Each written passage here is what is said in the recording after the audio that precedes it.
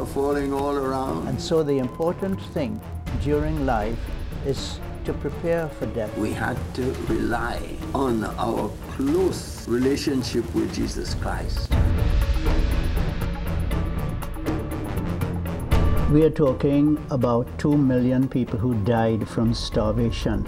We are talking about people who turned into skeletons. We are talking about people whose bodies started to swell up from the disease of kwashiorkor. Sometimes in the evening you see people going back to the villages with a leg over their shoulder or an arm.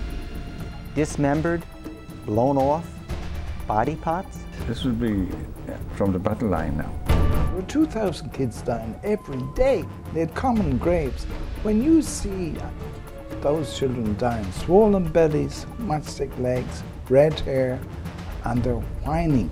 And that whine is still in my ears. I can still hear it. It was the smell of the kwashiorkor, the children, as they were dying, they exuded this smell. It's not like any other smell, and it goes right in your clothes and in your bones. Pope Paul VI said to me that the law is there for people, not people for the law.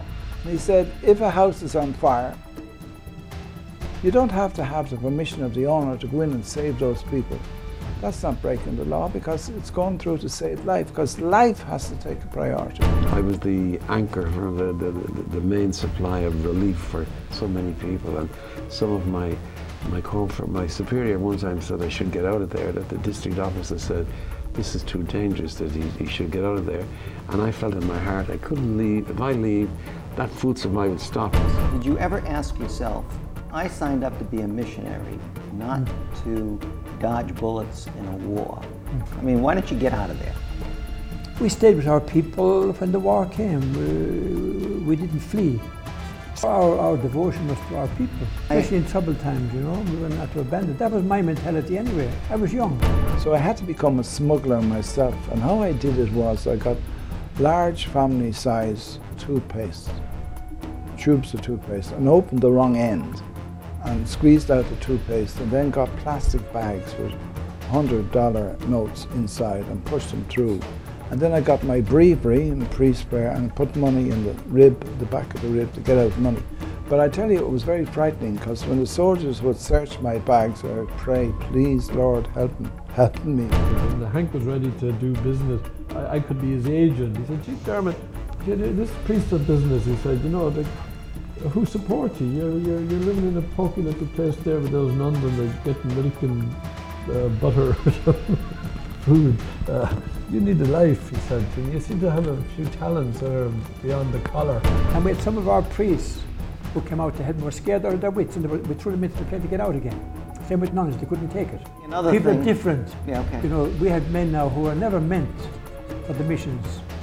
Tough guys were sent to Nigeria. Time was very different. Now that's a broad generalization, that's fully true now. I suppose each one finds a role to do what they're to do. Now, other guys wouldn't dream of going to Nigeria. One French mercenary came to me and he said, I want to fly to Biafra. And I said, well, I'm sorry, I can't take it. He said, Father, I promise you, I'll get my man to rape every sister in Biafra. And I said, you're a very brave man. You know, you should get a special honor from the French government for being so brave to get your man, every one of your men to rape nuns. But I tell you something, you're not going on that plane. So he just went off. I worried sick that he might do it. He was such a vicious man. But the MiG fighters would come, and the MiG fighter had passed before he knew it was there. They were so fast. And we were supposed to lie on the ground. Weren't you scared? Of course I was. Weren't you afraid? I was, of course. So he dropped the bombs, they were kind of cluster bombs, more to injure people and to damage the fuselage of the planes. What is the charism of celibacy? Because many of them said, I was not married. You know, my family was my parish. Their fate was my fate. You see, celibacy is all about being freer to serve other people. And the celibacy supported us in this crisis because we hadn't to worry about our children. We have a vocation, you know, we've given ourselves, you love the people. It would wrench me to leave there. I couldn't leave there. The fact that I stayed even, it was part and parcel of my vocation to the priesthood as a missionary, that I belong there. The vocation of a priest is very like the vocation of marriage. You know, your family is everything. And if you have children, you would rather die than to see your child die. I belong there. And I would say to people who are thinking about becoming priests, I would say to them, this is a fantastic vocation. This is a way of life that no money can buy. This is a way of life that is fantastic. There's great job satisfaction in it. And I would strongly recommend them to think seriously, is the Lord calling me?